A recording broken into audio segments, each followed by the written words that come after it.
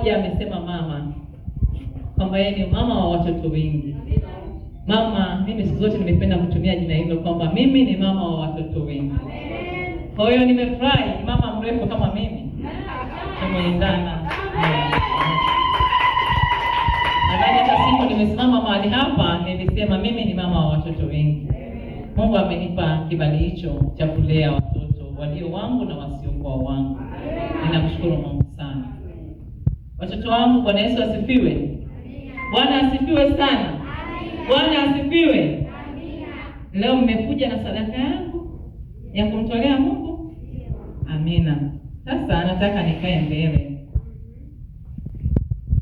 Nataka watoto wa darasa la 7 kuanzia la 4 mpaka la 7 wakae pale. Kuanzia la 3 mpaka la kwanza waje kwangu.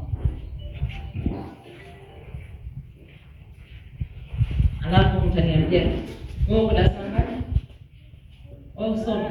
Kwa nini? Unataka uende shule. Jamani, naomba mwenye mtoto huyu hata kama anamsaidia mtoto wake, Mungu ampe kibali cha kumgusa. Amen.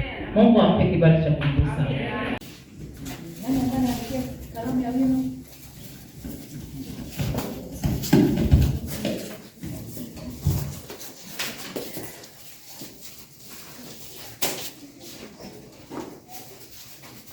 Mkawe kichwa na wala si mkia.